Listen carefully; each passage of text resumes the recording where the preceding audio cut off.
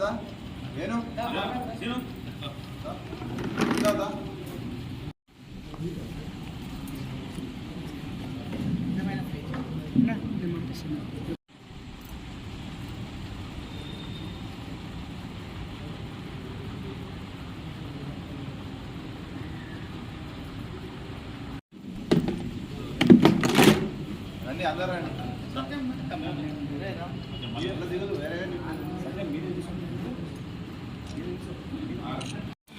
చూద్దాం రైల్వేది ప్రయత్నం చేసి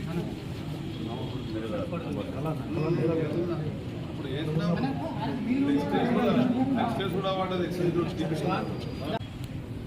ఈరోజు 3 మండలాలకు సంబంధించి మెట్పల్లి టౌన్ మరియు మల్లాపూర్ ఇబ్రాహీంపట్నం మెట్పల్లి రూరల్ సంబంధించి పద్మశాలి మీటింగ్ కూడా మెట్పల్లి వాసవి గార్డెన్లో చేయడం జరిగింది. ఈ సమావేశానికి ముఖ్య అతిథులుగా గౌరవనీయులు రమణ గారు, మన కురుట్ల ఎమ్మెల్యే డాక్టర్ సంజయ్ గారు అటెండ్ అయ్యారు. మనకు సంబంధించిన ఏదైతే పద్మశాలీల సమస్యల మీద కూడా చర్చించడం జరిగింది. తప్పకుండా ఈ ఎలక్షన్స్ తర్వాత ఏమున్నా మన సమస్యలు ఏమన్నా తీస్తామని చెప్పి వారు హామీ ఇచ్చారు.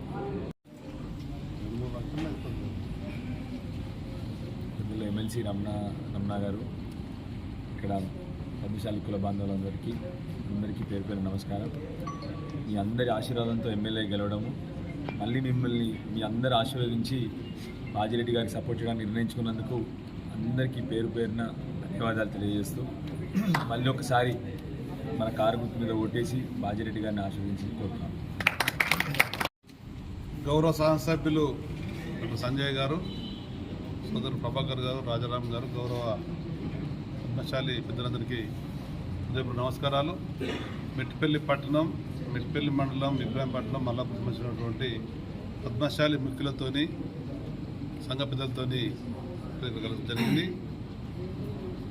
కేసీఆర్ గారి నేతృత్వంలో తెలంగాణ ఉద్యమం సమయంలో కానీ, తెలంగాణ రాష్ట్ర ప్రభుత్వంలో కానీ పద్మశాలి జరిగినటువంటి అభివృద్ధి సంక్షేమ కార్యక్రమాలను ఒకసారి మననం చేసుకొని ఉన్నటువంటి సమస్యలు మరి వాటిని ఎమ్మెల్యే గారి దృష్టిలో అదేవిధంగా నచ్చబెట్టినటువంటి వాటిని పరిష్కరింపేస్తున్నటువంటి హామీ కూడా జరిగింది.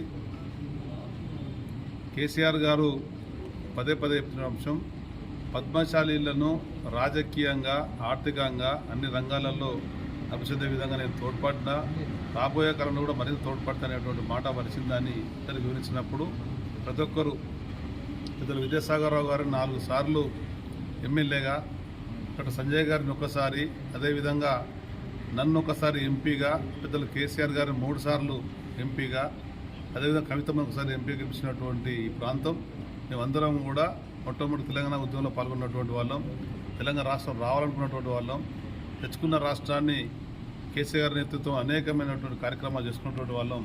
ప్రధానంగా ఈ ప్రాంతంలో ఉండేటువంటి బీడీ కార్మికులు ప్రభుత్వంకి వెళ్ళి ఎలాంటి సహాయం లేనటువంటి వాళ్ళకు మొట్టమొదటిసారిగా భారతదేశంలోనే బీడీ కార్మికులకు పింఛనిచ్చేటువంటి కార్యక్రమాన్ని వారు శ్రీకారం చుట్టిన కనుక మేము ఎప్పుడు మరోవనేటువంటి మాట.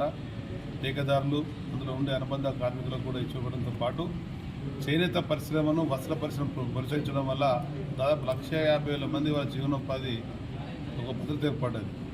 ఈ మధ్యలోనే కాంగ్రెస్ ప్రభుత్వం వచ్చిన తర్వాత తిరిగి మళ్ళీ ఆత్మహత్యల ఆకల్చోలు ప్రారంభమైన కనుక వాటిని అరికట్టించాలన్నా, కేంద్ర రాష్ట్ర ప్రభుత్వాలను ఒత్తిడి తేవాలన్నా మరి బీఆర్ఎస్ పార్టీ అండగా ఉంటాయన్నటువంటి మాట సందర్భంగా వారందరూ కలిసి వస్తారని మాట్లాడడం చాలా సంతోషం.